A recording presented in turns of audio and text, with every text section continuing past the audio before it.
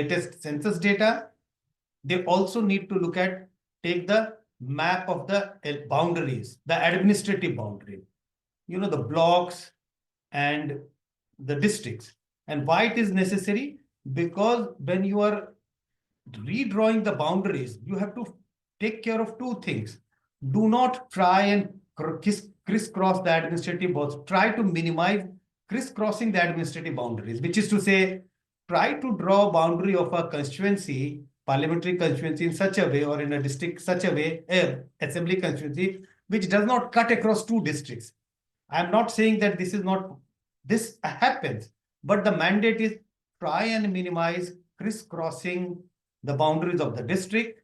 Second, try and minimize disturbing the boundaries of the constituencies which are reserved for SCs and STs, because there is a principle on which how SC constituencies and ST constituencies are reserved.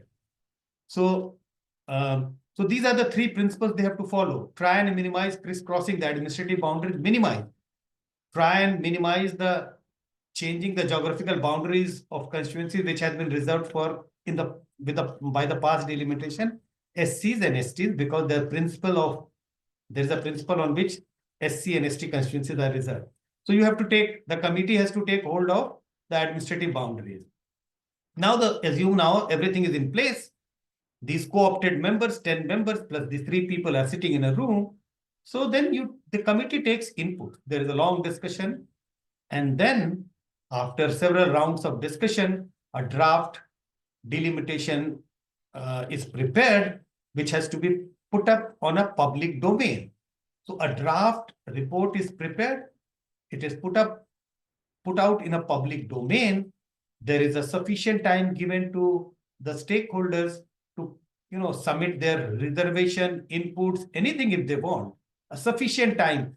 I am not sure whether there is any mention that how much time needs to be given, whether it is 2 months, 6 months, or 8 months, but a sufficient time. I think 2 or 3 months, at least 3-4 months are left for people, stakeholders, anybody can give input. Even you and me can give input, but mostly you and me are not very concerned about the boundaries, etc. But the stakeholders give inputs. Then the committee takes care of the inputs, whether they agree, don't agree. And then the final delimitation report is published and it is presented to the government. Whenever there is a disagreement, I mentioned earlier also, in case of a disagreement on an issue, these co-opted members don't have the voting power. It will be decided by the 3 members by way of voting. I think this is the way the entire delimitation exercise takes place. It is very difficult for the committee to complete the job. It at least takes 1 year, maybe a little more than a year to complete the entire exercise, because it's a massive exercise and the 3 members because they are the core members for each and every state. So it takes almost roughly about 2.5 years to complete the entire exercise. I think these are my initial inputs about how the delimitation exercise takes place. Thanks very much, Mr. Kumar. I think that just sets the context really well for us to build on. And as you mentioned, the exercise, it has to be done coherently, has to be done properly in a manner that sort of takes into account all of these factors that you mentioned. It will eventually take a fair bit of time. Which is perhaps also one of the reasons why the census really needs to be conducted, because once that happens, then we start out on the task of delimitation. So we are sort of on a clock here. If I may admit myself, but because you've mentioned about what sort of considerations in terms of administrative boundaries or reserved constituencies a delimitation commission should keep into account. Just to keep all of that and have a cohesive idea about, Dr. Verma, I'll come to you. And I'd like to talk to you about generally methods for conducting delimitation, and what are there any established methods that a delimitation commission could potentially follow? Because from whatever I have read about previous delimitation commissions, and please do correct me if I'm mistaken here, they may or may not have chosen any one specific method. But that also sort of assumes that there are certain established methods adopted in other countries to do any sort of boundary delimitation. So, Dr. Verma, I come to you. And what I'm trying to ask is what methods exist, first of all, to conduct any delimitation? What are the options available to a future delimitation commission in India were it to choose a specific method? And if any specific method adopted by another country is perhaps not suited, should we look for a more indigenous, more customized method for India?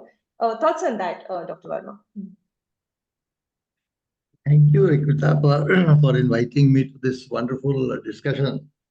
When I Thank first you, Dr. received Verma. your Thanks for call, being with us. I was really very much nervous. Nervous because this is an issue, it is not in the public domain, you know. And if I mean, you reminded me of my writings because my last writing on delimitation is more than a decade old. And I haven't gone through, and thank you very much for encouraging me to revisit my own It's a writings pleasure. It's a and pleasure. think about the whole thing. Before I answer your question, Right. with due respect to Sanjay ji, can I make one correction? Uh, the Delimitation Commission, Sanjay ji said, is composed of three core members, and he said one Chief Justice of Supreme Court, one Chief Election Commissioner of India, and one CEO of the state. No, the state CEO is not the member. It is the SEO, State Election Commission Chairman is the member. So this is, there are two individuals in the state. One is the representative of the Election Commission and one is the Autonomous Independent State Election Commission. And the core members are opted. The state chief election commissioner is the member of that core committee. So I'm sorry for this, but uh, since more of your members, and this is a subject, you know, in which there is very little public awareness, and I also got a chance to read all those things, you know, and refresh myself. So since I have read recently, I think I correctly recollect that the CEO is not, but No, the you're right. state election commissioner. Verma ji, you are right. I read Okay, it. thank you, Sanjay. I read it wrong. I was just trying to look at my notes, and I No, read it since wrong. we It is are, state election commissioners. Yes, doesn't matter. We are all students, and you are being absolutely wrong right. is nothing Please about. go ahead. You are absolutely right. Since most it's a subject on which very little knowledge is there in public domain, and we must appreciate Ritvika for putting up this wonderful issue and encouraging us to read and read our own writings. The second thing, Ritvika, is that the Election Commission has been following a method. There is a wrong message in the public domain that they do not follow a method. They do follow a method, because unless you follow a method, how can you do the delimitation? The only thing is that they haven't disclosed what method they have followed right from the first, second, third, and fourth delimitation commission, and whether they are following consistently the same method or they are changing various methods. So this is also a little bit of correction. Uh, as regards the various methods you wanted me to focus on, uh, you see, there are so many methods. And why there are so many methods? Because in some countries, it is the legislature which does the delimitation. In certain countries, it is the delimitation commission does. In certain countries, it is the legislative wing which does. In certain countries, it is the government department which does. So there are different, you know, models of delimitation. And if we really focus on the delimitation, that will really bore your audience. So I will not go into that. But just to make a mention and encourage them to read all this, there are Jefferson methods, Hamilton method. There is, you know, one method which is called Webster method. There is one method which is called quota method, and there are so many methods. Now, bottom line of all these methods is what? Bottom line of all these methods is that every time you choose a method, there are two normative issues that you have to first attend. Whosoever is responsible for that, most probably the government of India or government of any state for that matter. We are talking about Indian context. The first normative question is, that do you really want to fix the number of representatives in the legislative body? Right now, we have 543 elected members in Lok Sabha, right? So, do we want to raise this number? And if we want to raise it, to what extent? As we all know, the new Lok Sabha has 888 seats in the Lok Sabha, 888 seats in the Lok Sabha, the new parliament, if I correctly remember. So that is the optimum number, but the government has to decide how much members have to be there in the Lok Sabha. This is a normative question. And if you decide this question, that what is the normative question, what is the number of Lok Sabha seats in the next delimitation, then you have to decide that how the 140 crore people of this country will be divided in constituencies in an as you know as probable as possible as in equal numbers, because earlier we had known the difference between Chandni Chowk and Outer Delhi, and the commission had to abolish that constituency. That's so very well known case. In the same way, Sanjay ji was mentioning about his constituency, and that is also a very interesting case. And even if you go to other constituencies and other states, you will find that there are so many cases, multiple cases regarding this anomaly, big and small, in spite of the constitutional dictates of having constituencies of equal size and population. So, I mean, if 140 crore people have to be divided, already we know that because of this 50 years freeze almost, last delimitation we had in 1972, if I correctly believe, remember, then 72 to this 2024 is a long 50 years, more than 50 years period. And during this period, the population has phenomenally grown. And why was the Constitution Amendment froze? The 87th Amendment of the Constitution froze the population at 2001, was because the consideration of the parliament was that by 2026 the Indian population, India would acquire a replacement population growth rate. That means the number of people will fall and the same number of people will rise. So we have a replacement by 2026. That hasn't happened. And if that hasn't happened, and that was the logic of previous freezing the number of seats in 2000, by 1976, if we go back to 42nd Amendment, the freeze started from there. So if we have chosen to freeze the number of Lok Sabha, then the problem is that should the number of seats that you decide should be spread into different population. That is one thing. So if you go by that, that is a rider with the delimitation commission, that look, this is the number of seats in which you have to divide the country. And of course, the allocation to the federal units is also important thing, but we'll come to that later on. The second normative question is a very important question, that what do you think should be the burden of representing people on our public representatives? Are they not over-representing representatives? Already, we know that they are representing more than 25 lakh people in one parliamentary constituency and maybe 5 to 6 lakhs in assembly constituency. And I think that this is the reason that most of our representatives are, trying to run away from the electorate. But because practically it is not possible for any parliamentarian to go to 25 lakh people, and that's why they are shying away from visiting their electors, and they are resorting into social media contacts and social media campaigns and campaigns on the road shows and this and that, and not really visiting the person who matters, who votes. So this is also a very interesting thing, that this is a normative question. You have to decide that how much your representative should be representing. So either you decide the number of seats in the Lok Sabha, that is one important normative question, or you decide how much population an MP is supposed to represent optimally, right?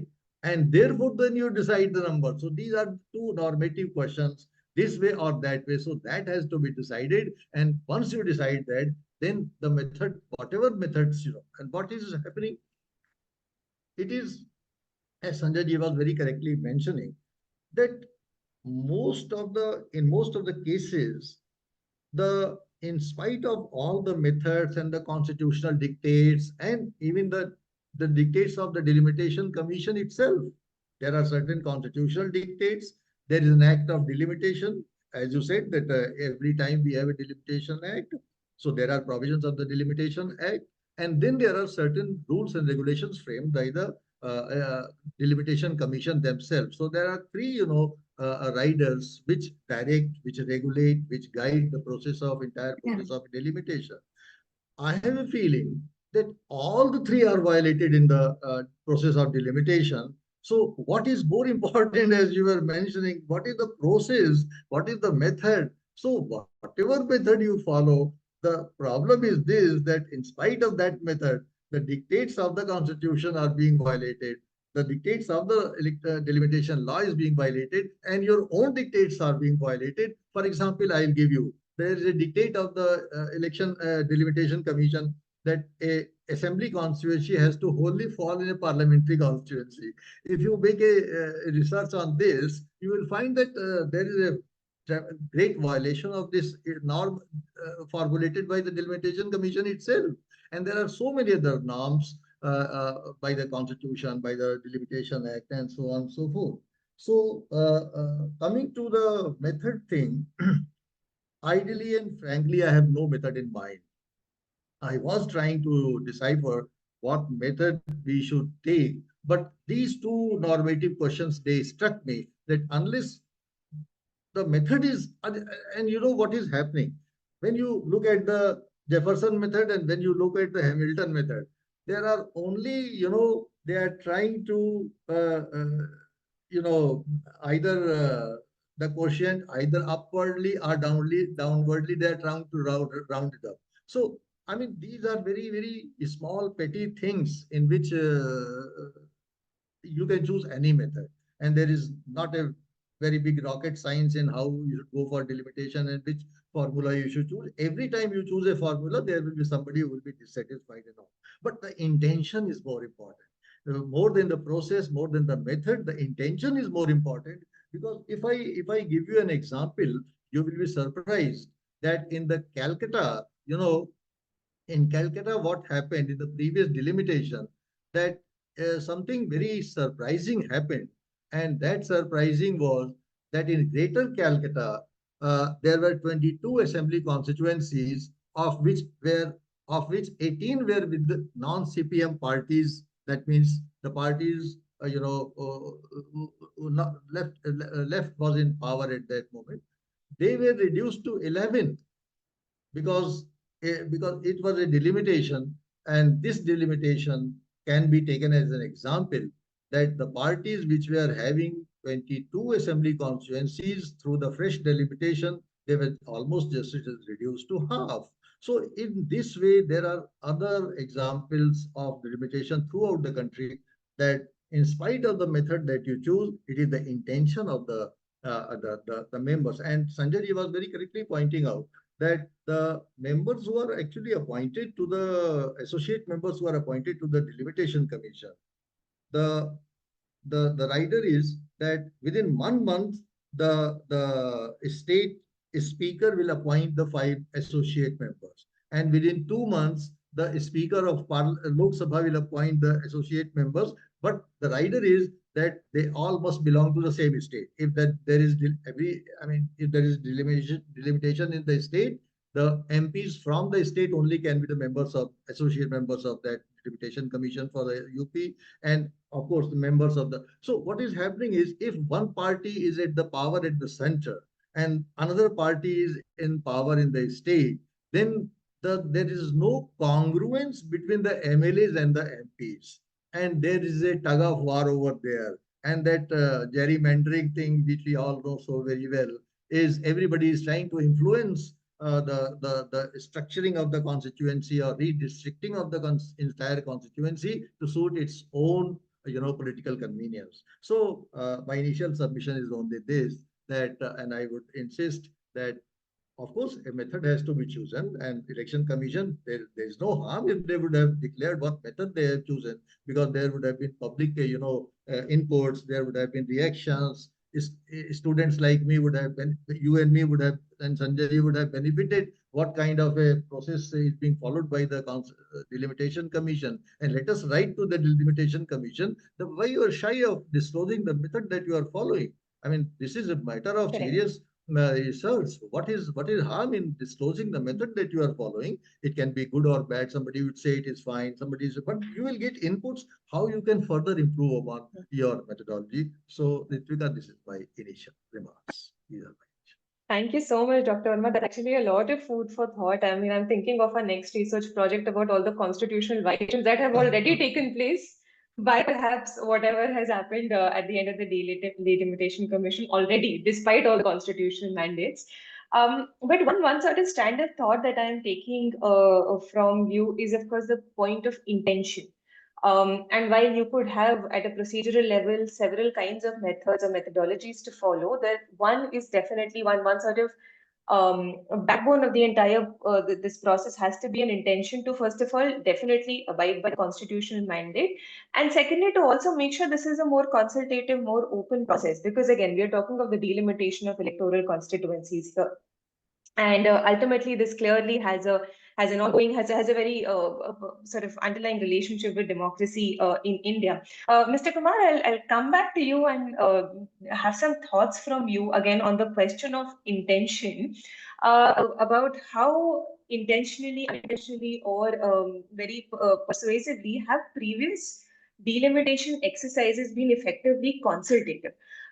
Because in our mapping of the entire process of how delimitation happens, we tend to see that there are several stakeholders who come on board, who give in their thoughts, who give their inputs.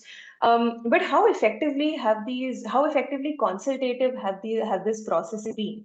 And because one of the reasons why consultation is required is to also ensure that a delimitation does not become a purely political exercise. There are several other experts who are co-opted in this exercise.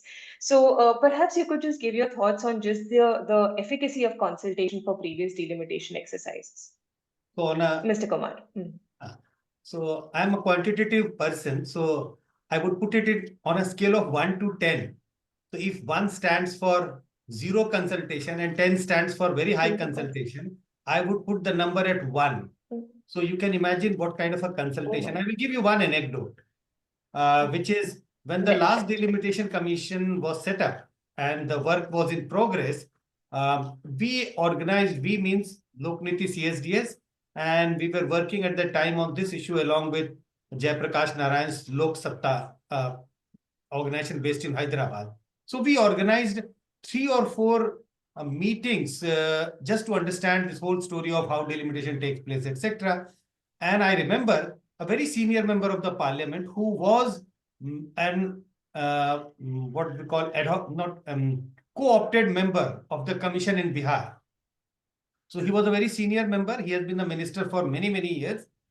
So we invited him. He said, I want to come and understand because I am a co-opted member and I don't even know about how the process takes place.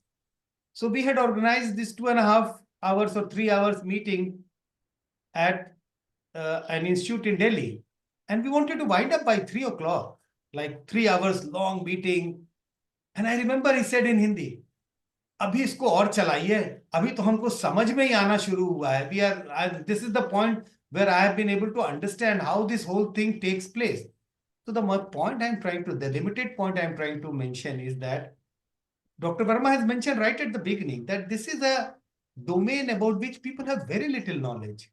Not people only in academia, research, leave aside common people who have any understanding about delimitation. When I mentioned you this instance of a co-opted member, a member of parliament for at least 10 times, 5 times member of the senior cabinet member, minister, he is a co-opted member and he is still telling me and the other members please keep discussing this for and organize several such meetings, because I am a co-opted member. I don't know what is my responsibility. I don't know what is my what are my powers. What do I do in this committee?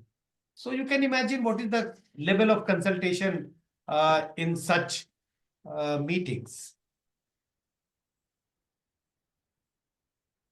I actually this has been a fairly eye-opening anecdote, Mr. Kumar. Thanks very much for actually sharing this with us.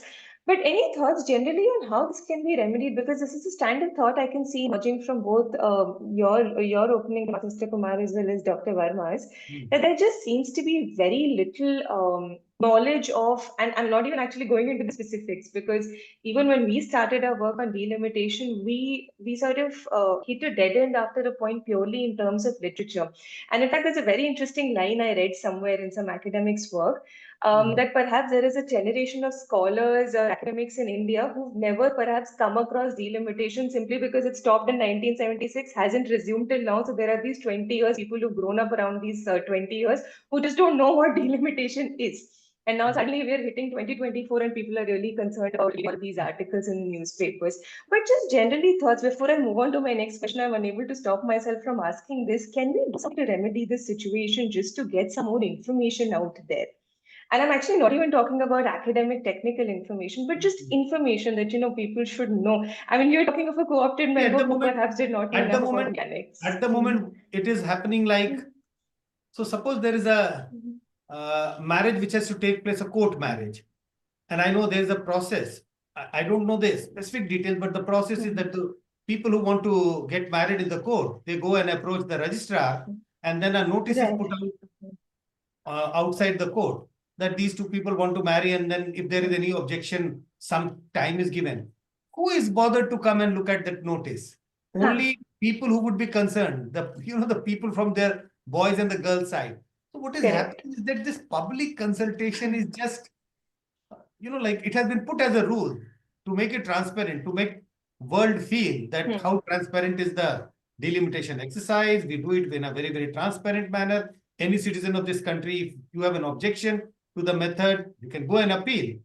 But the knowledge about, Dr. Verma has pointed it out several times.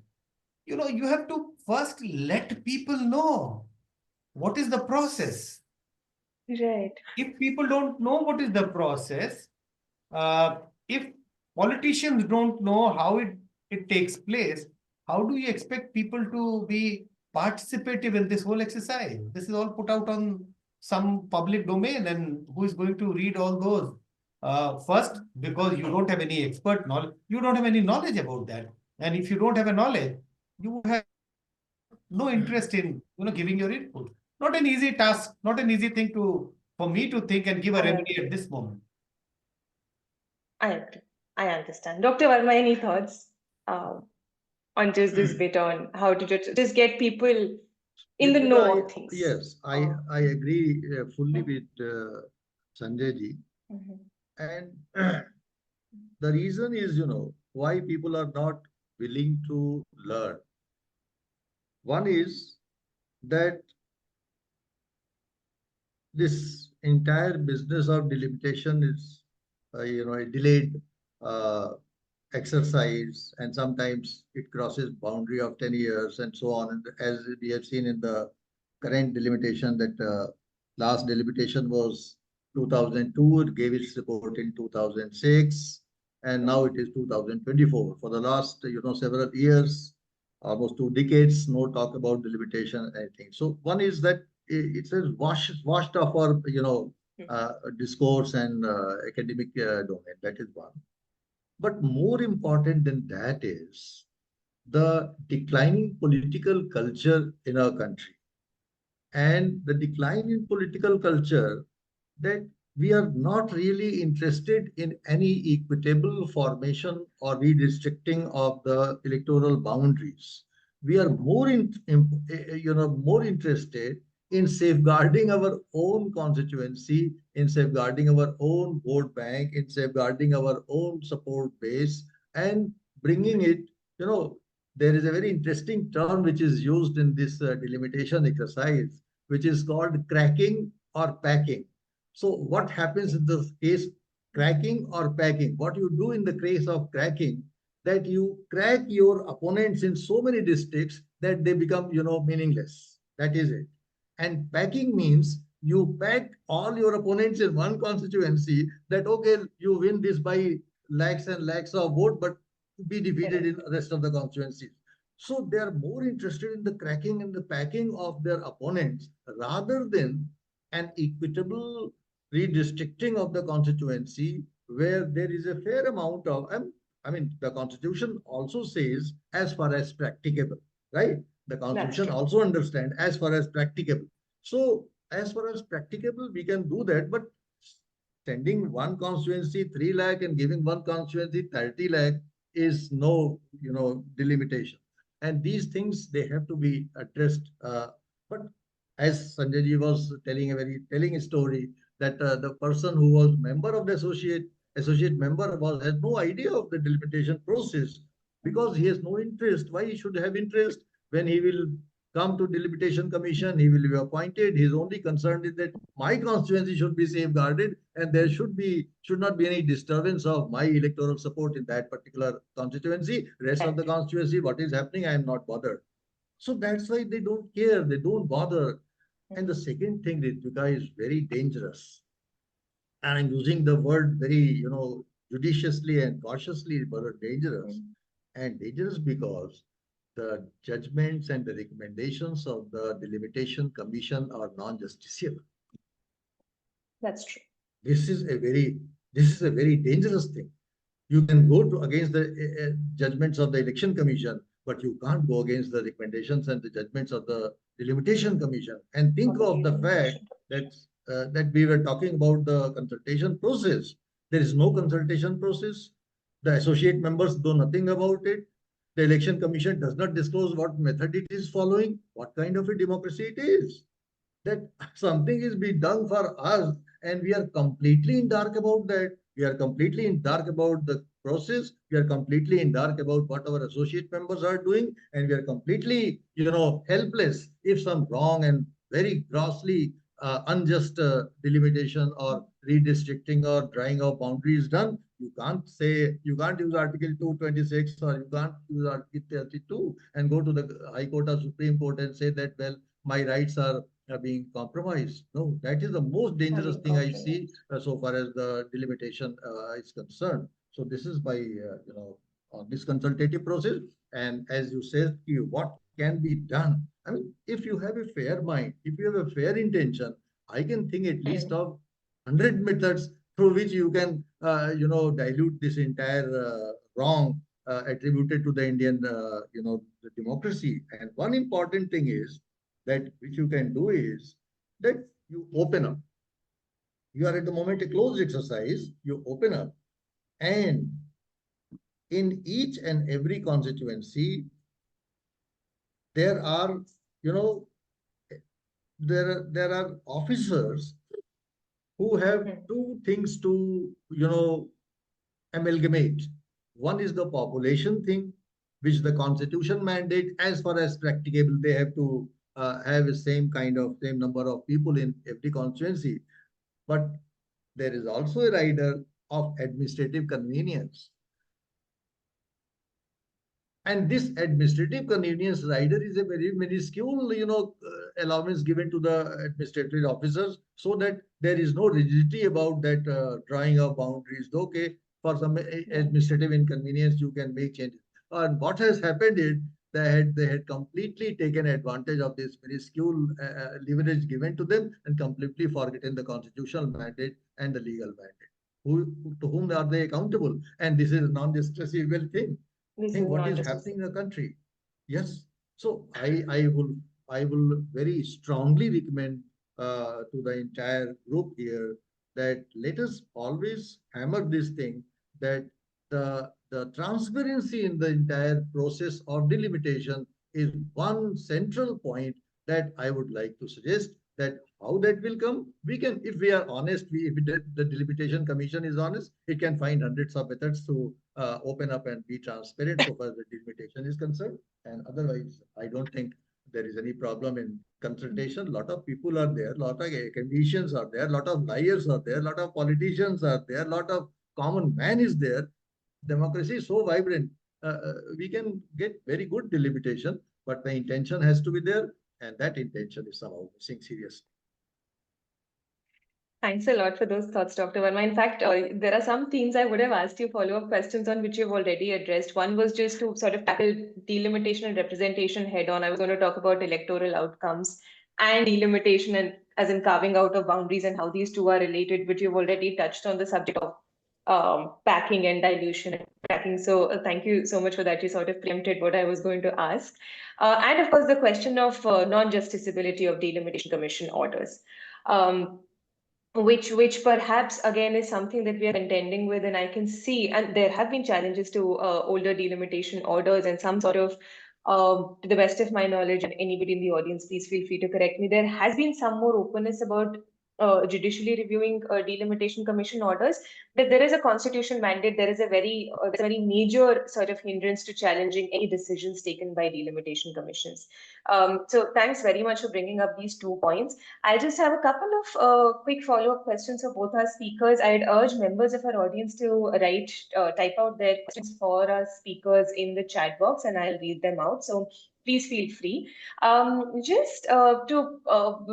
think it would be remiss for us to not talk about the delimitation commission's orders of the delimitation commission that was set up in 2002. And again, Dr. Kumar, I read your work on the working of the 2008 delimitation commission. Just two quick questions on that. One is, could you please reflect on the work and outcomes of the fourth delimitation commission? What was it tasked to do? What challenges was it faced with, and how did it fare? And generally your thoughts on that, because that's the last reference point we have before whatever is going to happen. So thoughts on that, Mr. Kumar. No, I think the big challenge which the last delimitation commission faced was about redrawing the boundaries of the constituencies in such a way that all parliamentary seats, some exceptions are there, are of equal size. And that amounted to a rough calculation suggested that all the southern states were about to lose 13 seats, and those seats were being added to the northern state. So that was a big challenge for the delimitation commission. So they had to go back to the government, and then kind of the order was passed that, look, the delimitation, it is going to be a truncated delimitation, the constituencies within the state. So no change of share of seats of each state. The delimitation will be only for constituencies to be redrawn within the state, and the parity of seat population seat ratio all over the India will not be achieved. So that was one initial hiccup for the delimitation which took place last time, and that's going to come even for this delimitation. Second, the difficulty was when the delimitation commission was set up in 2002, 2-3. So the order was passed. If you look at the order was passed that it will use the census figure of 1991. And I do remember expressing my views on different platforms. And at that time, the platform was largely academic writing or newspaper writing. Because when the commission was appointed in 2002, the census figure of 2001 was not out in public domain. So the commission said, okay, we would be using the 1991 census to redraw the boundaries in 2006. So it was a very strange thing to happen, that you are trying to redraw the boundaries in such a way with an outdated resource, with an outdated information. So that was another challenge. And we kept writing, I kept expressing that delimitation commission is such a powerful body. Professor Verma did mention, and which is true, such a powerful body that their decision cannot be challenged in the court of law. Anything in this country can be challenged except the order of the delimitation commission. So imagine how powerful is this body. Why can't the provisional figure of census 2001 be made available to this commission so that they can start their work? Finally, after some time, the decision was taken that 2001 census data would be used for redrawing the boundary. So I think these are the two challenges which I remember was in front of the Delimitation Commission, yes, there were challenges. These are the obvious challenge, which is in the public domain. I have no idea about the challenge which they may have faced about reserving and de-reserving the SC constituencies. Tribal constituencies, they don't have any leverage because the constituencies which are reserved for the ST, there is a very specific principle. The principle is highest concentration of tribal population needs to be reserved in a particular state. So suppose a state has 40 parliamentary constituencies and there are 10% ST population. So 10% of 40 means 4 parliamentary constituency has to be reserved for the ST, which for the 4 constituency which would have highest proportion of tribal population in the constituency will be reserved. So they have no leverage in that. So no controversy regarding that. And that is why you need the population figure. But for the SCs, the Dalits, there are 2 principles which are invoked. One is a relatively higher proportion, and the word used is being a relatively higher concentration of Dalit population, but one needs to also look at the spread of the constituencies. So the idea is if 10 constituencies in a state is to be reserved for SCs, you have to, the commission has to make sure that these 10 constituencies are spread, scattered all over the state. And this is not the case for ST. And that is why, as I mentioned earlier, that you have to look at the boundaries, administrative boundaries, and you have to try not to disturb the boundaries of the SC and ST reserve constituency. Because if you do that, then you are, like playing with the ST population in different districts. So the controversy would have arisen because of this. Which constituency do you want to reserve for the SCs? Because there are 2 principles, relatively higher proportion of Dalit population, but the other principle is very handy, or this is where you can play with distribution, spread across the state. And there are instances, I don't think this is the platform where I should be naming the constituency, but a very prominent constituency in UP, parliamentary constituency, 2 parliamentary constituencies, which has much lesser Dalit population, has never been reserved for the last many, many years, which sends a VVIP to the parliament. And that constituency has a much higher proportion of Dalit population compared to the parliamentary constituency, which is next to that constituency. So these pressure must have been there on the commission, which I have no knowledge about.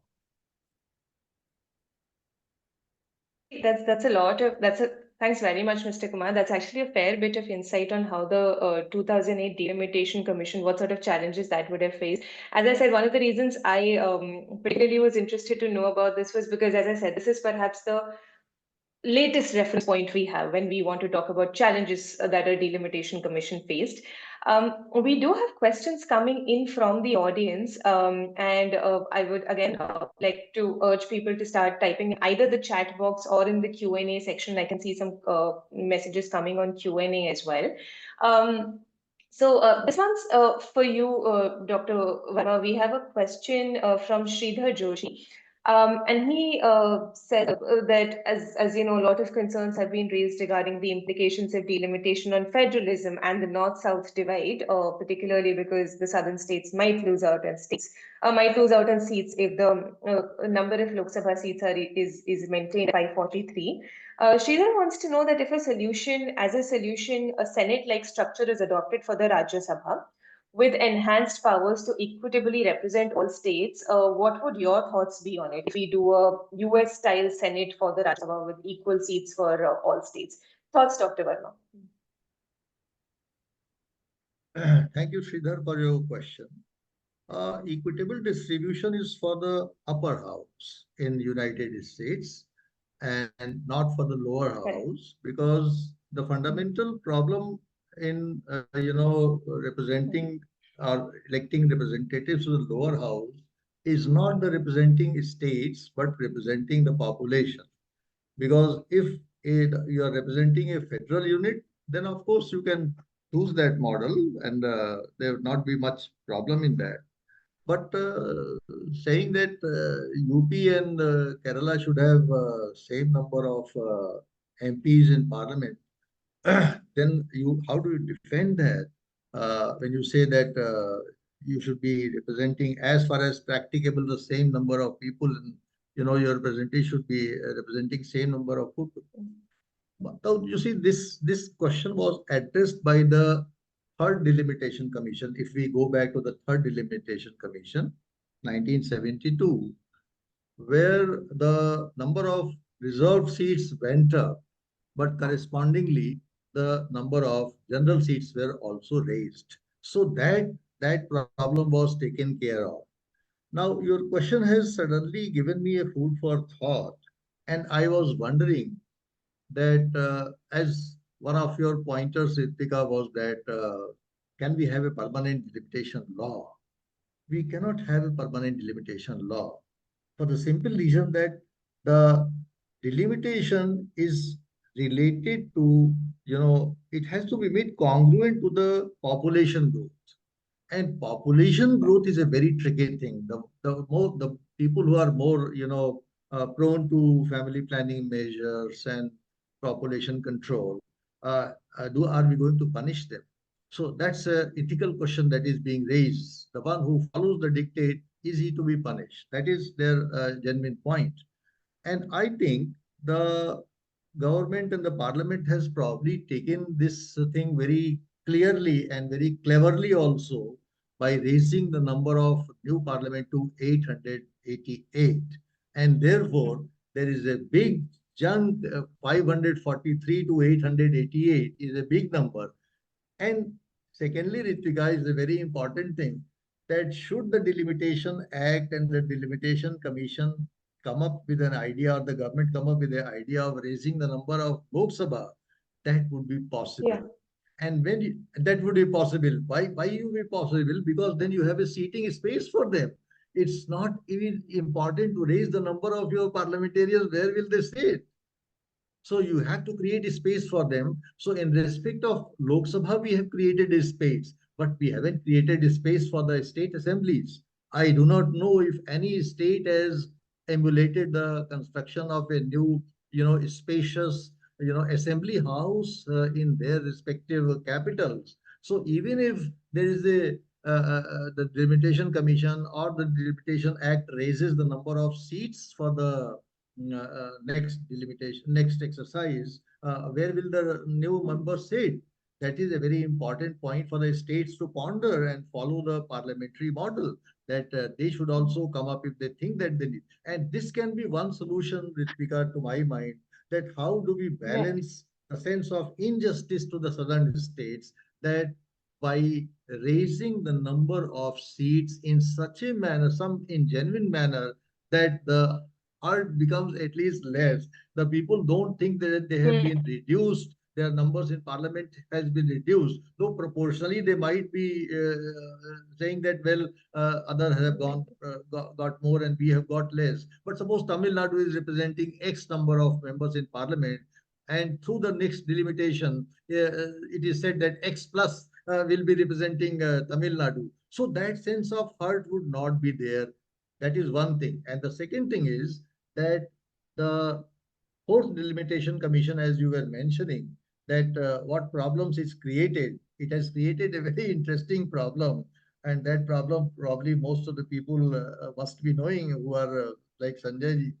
And the problem was that because there wasn't any freeze on the number of rise of seats of the SCs and the STs, the fourth delimitation commission raised the number of SC seats from 79 to 84 and ST seats from 41 to 47. So 11 seats in all were raised, and this was, corresponding decrease in the number of general seats. So there is one sense of hurt in all those states who have lost one or two seats in the fourth delimitation commission. That has also to be compensated. And if you are going for a bigger Lok Sabha, then also there is probability that some new numbers will be thrown up, and the states which are southern states, they will not be penalized. Rather, the fourth delimitation will give them more seats, and that will reduce or dilute their sense of hurt.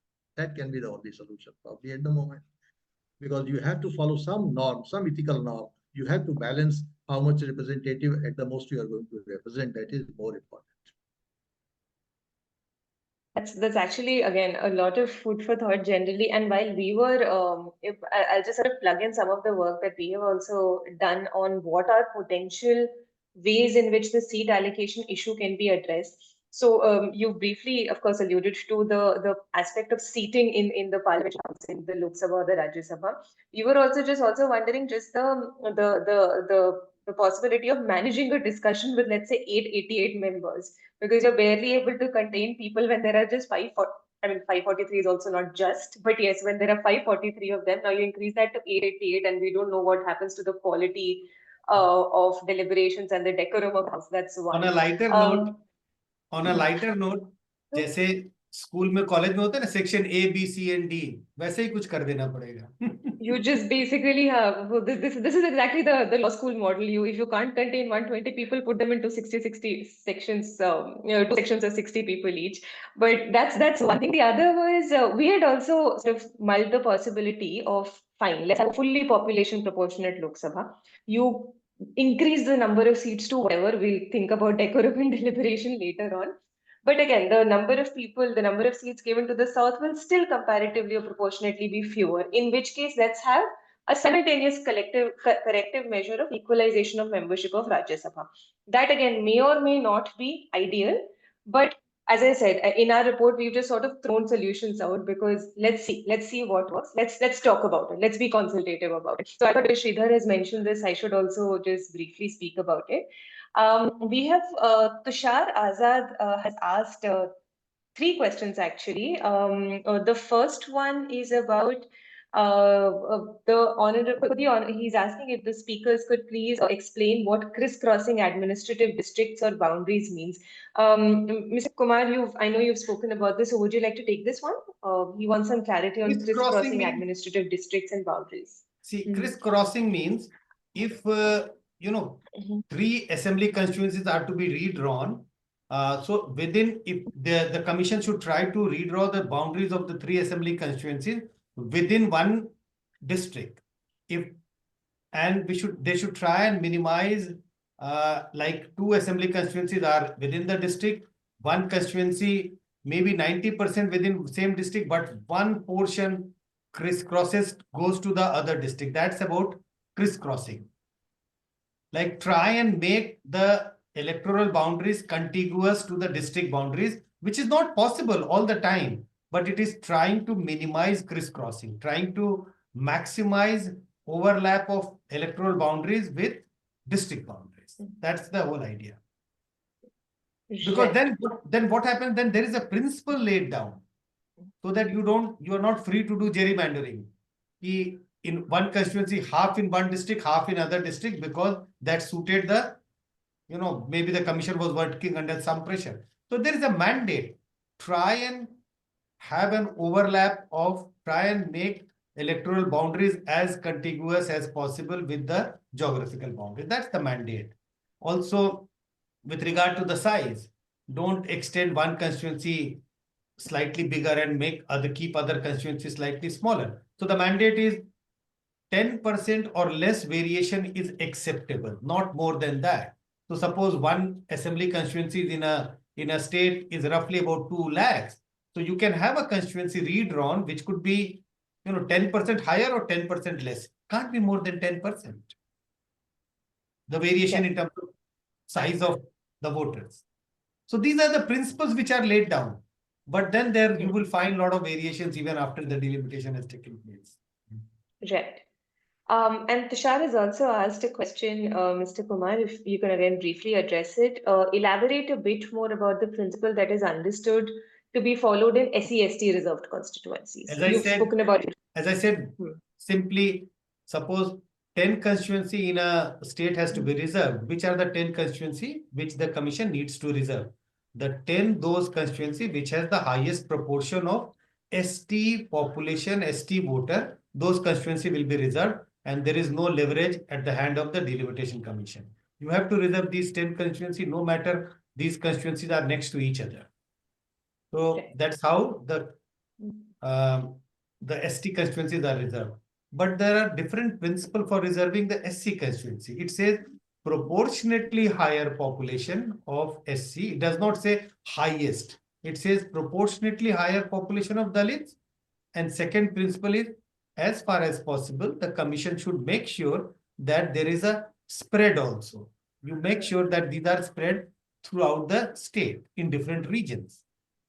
So when this happens, so the two principle, proportionately higher. It is not mandatory for the commission to reserve a constituency which has 30% Dalit. They can opt for a constituency which is 23% Dalit, with the principle that it is a proportionately high population of Dalit population, and with the principle that I have selected a constituency with 23% Dalit population, not 30, because there was an idea to spread it out, because there are three constituencies which is next to each other, one 35%, another 32%, and another 33%. I cannot reserve all the three constituencies because those are contiguous.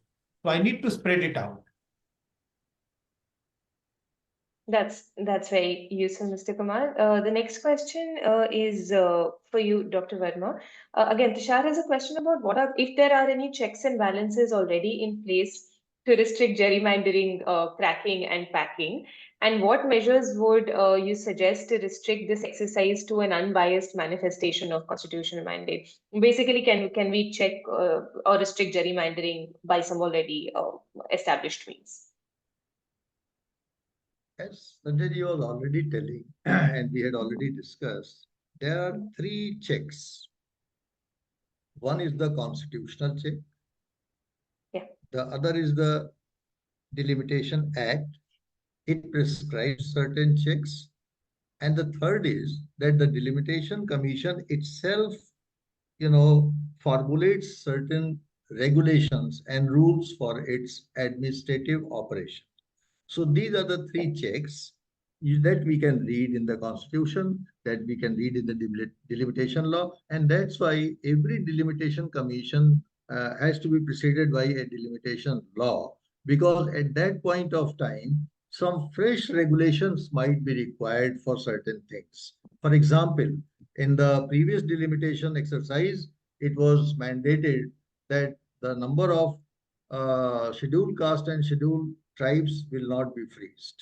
So this was a new regulation. Right. This was a regulation. So such things can come up, and if you carefully, study all these three regulations, so these are the checks. But the issue is that in spite of all the checks, the people who are actually involved are so oblivious of these constitutional restrictions and mandates that they hardly bother about, as Sanjay ji was telling, they hardly know about their own functions, their own authority, their rules and regulations of delimitation. They are just there as a silent member on the delimitation commission, and therefore what ultimately happens is that they protect their constituency interest, that's it. And otherwise, the administrative officials, the entire administrative bureaucratic machinery that is involved in the process of delimitation and drawing of the boundaries is, almost a sovereign in so far as the delimitation of constituency in the particular electoral district is concerned, or a particular district is concerned, or that state is concerned. Though there are only two interests.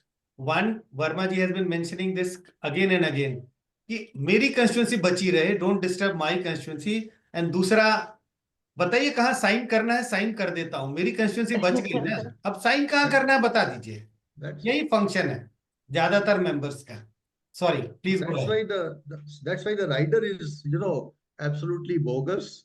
And if we are really good intention, and if we go by the riders and the constitutional, legal, and the administrative mandates holistically, then I am very sure that at least it can be minimized. Gerrymandering can be minimized. As Sanjay was very rightly pointed out, you cannot completely wipe out the possibility of gerrymandering.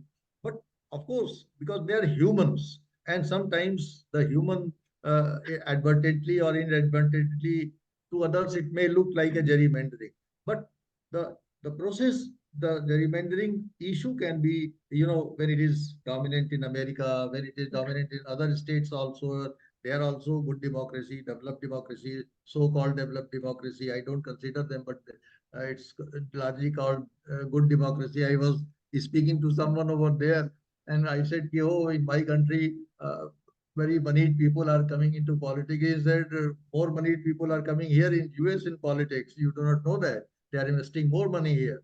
So we consider our democracy to be something inferior to American democracy, but the fact is that all those problems are there in a bigger, magnitude, but somehow they are not projected at a global level because of the media dominance and the corporate dominance of the media houses. And in our country, small things get catapulted to the global scale.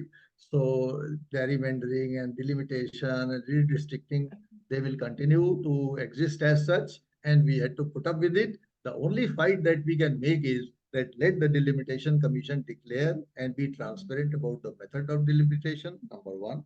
Let Delimitation Commission also involve academicians and scholars who are working on delimitation so that it gets real academic input from them, that at least in one state, at least they can go up. If there is Sanjay ji in Delhi, why can't he be opted for Delhi? If you are there in Delhi, you can, I mean, people who are working, not because it's something very big for us.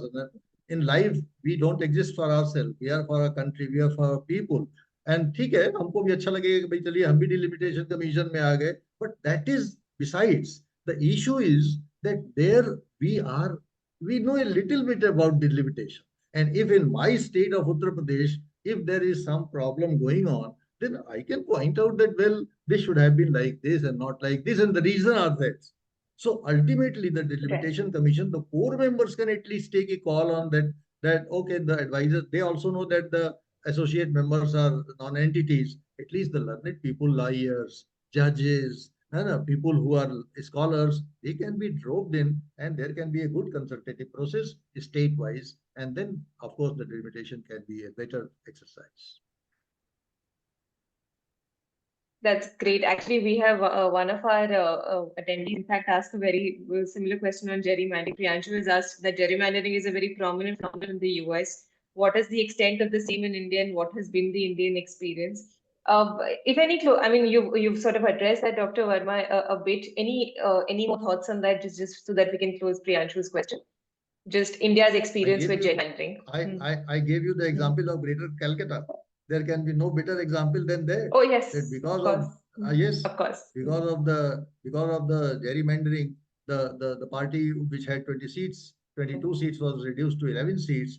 So these are, and this can be example can be multiplied. Since I have read about the Calcutta thing, I remember that. But in every state you will find gerrymandering thing. So 100%. Yeah, because the exercise happens very, in a delayed exercise, we forget about all this, but then that the remembering exists here, but the magnitude is not very high, but it does exist. In the interest of time, we do have more questions, but I think I'll only be able to take up two because we've already hit 7:30. But just two more questions and then we'll close the discussion. Mohit has asked a question about the problems faced in the delimitation process in small hill states. His question is, how can we tackle the problems like migration from hill areas, geographical difficulties, and uneven distribution of population in the delimitation process in small states like Uttarakhand? Some people keep talking about the loss of representation of areas after delimitation and talk about doing the delimitation of the state on the basis of geographical area and not on the basis of population. What are your thoughts? What are your views on this? If anyone, No, I think. No, in the hill areas, this principle of equal seat population is not applied. There is a different principle. So geographical specificity is also applied. So I just want to inform Mohit, if I remember the name correctly, that while for the plain state, the basic principle is divide the constituencies in such a way that every constituency is of equal size in terms of seat population ratio. But for the hill state, there is a different criteria is invoked, which is they have to also look at the terrain of that location. So if you look at Uttarakhand also, not all constituencies are of the same size when the delimitation took place. If that was the case, then most of the constituency would have come to the plains. So there is a different principle which is involved, and that is taken care as per the rule is concerned. And that is why, look at Jammu and Kashmir, even before this delimitation. So the valley had a much higher number of seats compared to Jammu. Now with the new delimitation, they have tried to, balance it a little bit, but still the equal seat population ratio is not applied for state which has a very high hill population, which is sparse, like where the concentration of population is far less. So that the rule has a provision to make sure that people living in the hills are not discriminated on this basis. And That's also, great. Sanjay ji, Sorry. any small state or hill state which has a population of less than 6 million is excluded from delimitation. They have to be mandatorily allotted one representative, one member of parliament over there. So that is also a thing. If you are a hill state, if you have lesser population, if you think that, well, my state has no representation because it is very small, no, still in spite of the fact that the delimitation law says that if the constitution says that if the hill state or any state has population less than 6%, it will be excluded from the delimitation and it will have at least one representative allotted, one seat allotted. That is also right. I'm glad Mohit asked that question. We could have that clarification from both our speakers. That was really useful. I'll close the discussion by asking one last question, which has been asked by one of our attendees who's chosen to remain anonymous. But they've asked the million-dollar question, what are the biggest reforms needed in the delimitation process in India?